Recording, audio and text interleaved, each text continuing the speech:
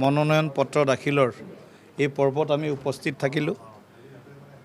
এই চেগতে আমি NDAৰ সমস্ত নেতৃবৰ্গক আমি আন্তৰিকতাৰে ধন্যবাদ আৰু কৃতজ্ঞতা জ্ঞাপন কৰিছোঁ।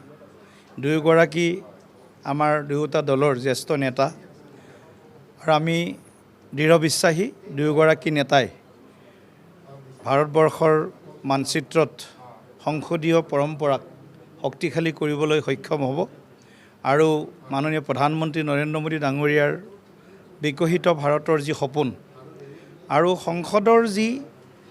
সংসদৰ দায়িত্ব নীতি প্ৰস্তুত কৰা, আইন প্ৰস্তুত কৰাকে ধৰি আমাৰ দেশৰ ৰাজ্যখনৰ বিভিন্ন যি জ্বলন্ত সমস্যাবিলাক থাকিব, সেই সমস্যাবিলাক বলিষ্ঠ ৰূপত সংসদৰ উচ্চ সদনত তেওঁলোকে উত্থাপন কৰিবলৈ সামৰ্থৱান হ'ব। আৰু দুয়োগৰাকীৰে অভিজ্ঞতা অনন্য অভিজ্ঞতাৰে পৰিপুষ্ট।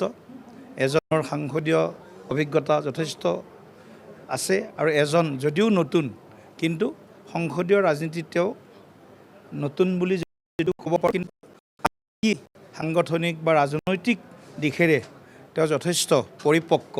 গতিকে সেইকাৰণে মই তেখেতলৈ শুভেচ্ছা জ্ঞাপন কৰিছোঁ। আৰু এই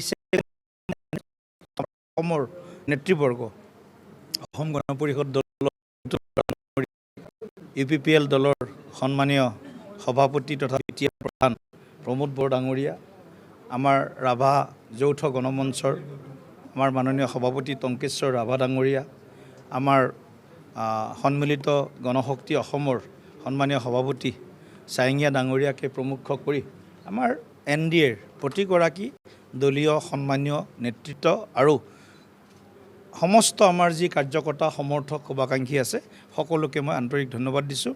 আৰু দুয়োজনকে আকৌ এবাৰ বিশেষভাৱে অনাগত দিনত ৰাজ্যখনক বিশেষভাৱে আমাৰ দেশৰ সংসদীয় যি মানচিত্ৰ তাত শক্তিশালীভাৱে প্ৰতিষ্ঠা কৰিব বুলি আমি আশা ৰাখিছোঁ।